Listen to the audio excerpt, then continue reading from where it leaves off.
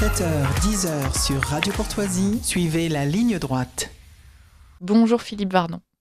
Bonjour Liselotte. Comment Avez-vous allez-vous vu que le président Trump s'intéresse aussi à l'architecture? Ah bah non, mais vous allez nous expliquer. Eh bien oui, au milieu des 46 décrets volontaristes pris par le président américain dans les premières heures de sa prise de fonction, ce n'est pas celui, en effet, qui a été le plus commenté. Ce lundi 20 janvier, Donald Trump a signé un décret visant à imposer un certain style d'architecture aux bâtiments publics américains. Il s'agit là aussi d'une petite révolution qui s'inscrit d'ailleurs, il faut bien le dire, dans ce qui ressemble tout de même à une vision du monde assez cohérente. Alors je cite, les bâtiments publics fédéraux doivent être visuellement identifiables en tant que bâtiments civiques et respecter le patrimoine architecturel régional, traditionnel et classique afin de rehausser et d'embellir les espaces publics et d'ennoblir les États-Unis, peut-on notamment lire dans ce décret.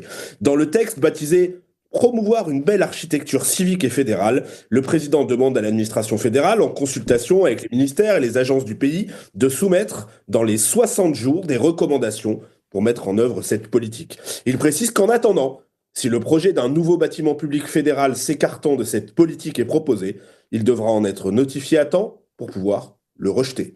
Ce qui est visé très clairement, ce sont les productions de bâtiments de type brutaliste ou plus récemment déconstructiviste.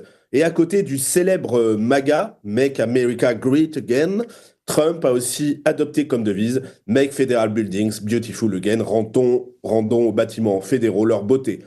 Pour comprendre de quoi il parle, pensez simplement à l'architecture du Capitole, que vous avez beaucoup vu ces derniers jours, puisque c'est là que se tenait la cérémonie d'investiture, ou encore à celle de la Maison-Blanche. On parle de style néoclassique ou néo-traditionnel, eh bien sachez que dans ce domaine, Cocorico, c'est en France que l'on trouve l'un des modèles mondiaux de ce qui a été qualifié de rébellion architecturale. Et c'est pas très loin de vos studios, à une trentaine de minutes, au Plessis-Robinson, dans les Hauts-de-Seine. Le Plessis-Robinson, c'est une histoire assez commune.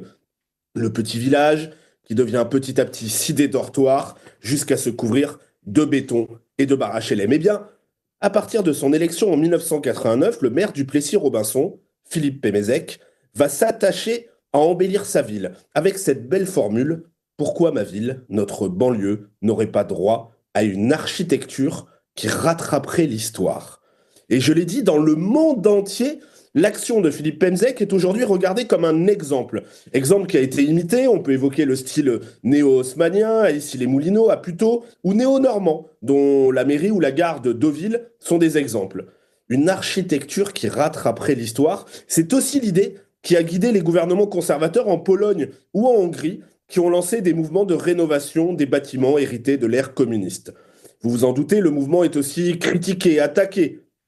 Ainsi, un historien de l'architecture a parlé de populisme architectural, car il connecterait directement aux destinataires des bâtiments, les habitants, en somme, avec, je cite, un décentrage par rapport aux figures savantes.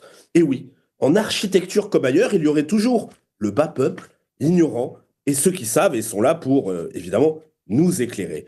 La décision de Trump, bien sûr, n'échappe pas à de telles attaques. Qu'on ne s'y trompe pas, le sujet n'est pas anodin. D'abord, parce qu'il s'inscrit dans notre cadre de vie quotidien. L'architecture est sans doute l'art qui nous entoure le plus, celui auquel on peut le moins échapper. Ensuite, parce qu'en réalité, tant Philippe Pémézec que Donald Trump s'attaquent à un tabou, la subjectivité du beau. On connaît tous la formule, tous les goûts sont dans la nature, et si nous avons tous une sensibilité personnelle, on ne peut ignorer non plus que chaque espace culturel, chaque nation, civilisation a développé son cadre, sa subtile perception du monde qu'elle traduit dans l'art et donc aussi dans l'architecture. Et ainsi, si le style néoclassique reprend les codes grecs et romains, les a portés jusqu'à nous, du centre-ville du Plessis-Robinson au Capitole, et trouve des traductions dans tout le monde européen et ses extensions, cela doit forcément correspondre à une certaine idée du beau, la nôtre. Oui, il y a un beau qui nous correspond, qui n'exclut pas forcément la sensibilité à toutes les autres formes, bien sûr, mais qui est celui qui nous est commun ou le plus communément admis. Ce mouvement de revitalisation artistique doit être porté ailleurs, sur tous les terrains.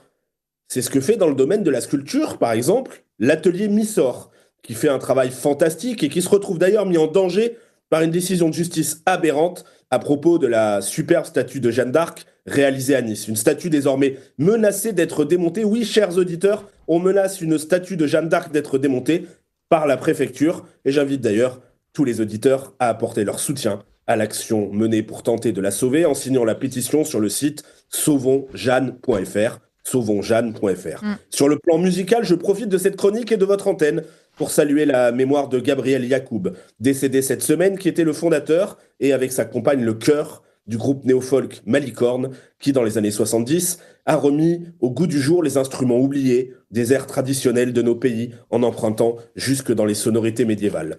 Oui, chers auditeurs, notre peuple est encore capable de s'émouvoir à la vue d'une belle statue, d'une majestueuse colonne venant orner le perron d'un bâtiment et de vibrer au son d'une vielle ou d'une cornemuse. Oui, chers auditeurs, ils ont tout fait pour nous plonger dans l'oubli, mais les instincts profonds sont toujours là, et s'il est déjà très tard, il n'est pas encore trop tard. Merci Philippe Vardon pour cette chronique. Et effectivement, on peut, en tant que Français, s'enorgueillir d'avoir une très belle histoire architecturale. Et donc, ça mériterait même un sujet, pourquoi pas. Et j'en profite pour dire que moi, le brutalisme, je trouve que certaines choses peuvent être belles. Donc, on pourra en débattre à l'occasion. Lançons le débat. Merci Philippe Vardon et à la semaine prochaine. À la semaine prochaine.